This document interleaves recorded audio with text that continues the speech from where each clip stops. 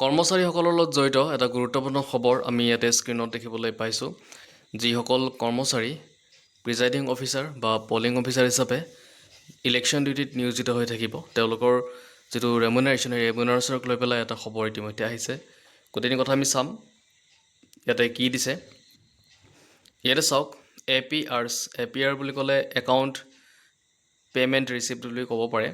APRs for payment of remuneration etc. to the presiding and polling officials on poll duty assembly election 2026. তো 2026 চনৰ assembly ইলেকশ্যনত যিসকল official polling আৰু presiding officer হিচাপে নিয়োজিত হৈ থাকিব, তেওঁলোকৰ ইয়াতে ভাগ কৰি দিয়া হৈছে। তেওঁলোকৰ যিখিনি টকা, সেই টকাখিনি কেনেকৈ পাব সেই কথাটো লিখি দিছে।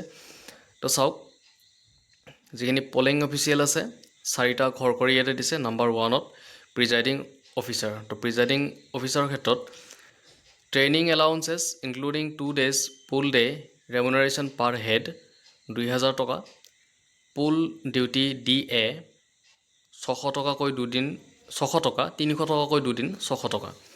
তাৰপিছত আহিলে ৰিফ্ৰেছমেণ্টত আহিলে 350 টকাকৈ দুদিন, তেনেকৈ 700 টকা।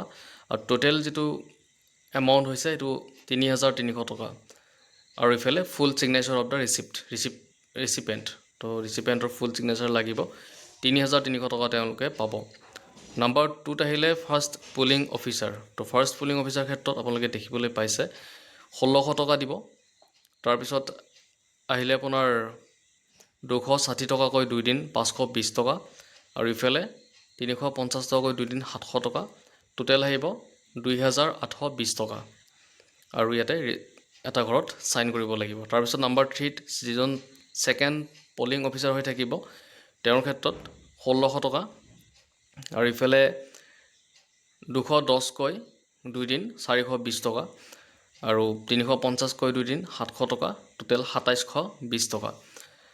থাৰ্ড পুলিং অফিচাৰৰ ক্ষেত্ৰত চাওক, 1600 টকা। তাৰপিছত 210 টকাকৈ দুদিন 420 টকা। আৰু 350 টকাকৈ দুদিন 700 ৰুপিজ। এণ্ড ইফালে চাওক 2720 টোটেল।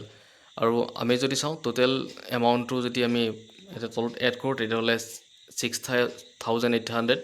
আৰু ইফালে আপোনাৰ 1960, ইফালে 2800, আৰু ইফালে 11560। তো দেখিছে 11560 যিটো সেইটো টোটেল এমাউণ্ট হ'ব। আৰু এই টোটেল এমাউণ্টটো এই 4জন যি অফিচিয়েল থাকিব, তেওঁলোকৰ মাজত এইখিনি ভাগ কৰি কেনে দিয়া হৈছে।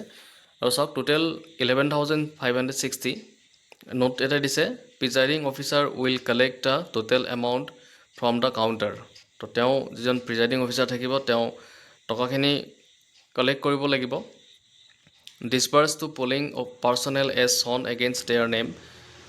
আৰু তেওঁ যিখিনি পলিং অফিচাৰ থাকিব 3জন, সেই 3জন পলিং অফিচাৰক তেওঁ সেই পইচাখিনি ডিছবাৰ্চ কৰিব লাগিব। টকাখিনি তেওঁ দিব লাগিব, তেওঁ অৰ্থাৎ ডিছবাৰ্চ বা ডিষ্ট্ৰিবিউট তেওঁ কৰিব লাগিব।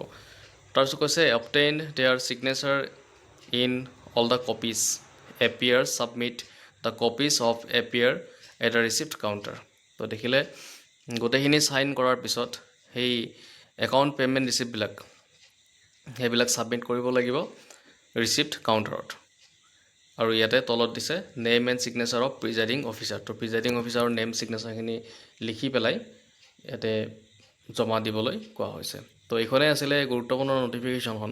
আৰু ইয়াতে যিখিনি ৰেমুনাৰেশ্যন, সেই ৰেমুনাৰেশ্যনখিনি দি দিছে। যদি ভিডিঅ'টো ভাল লাগিছে, লাইক, শ্বেয়াৰ আৰু এটা ছাবস্ক্ৰাইব কৰি দিব।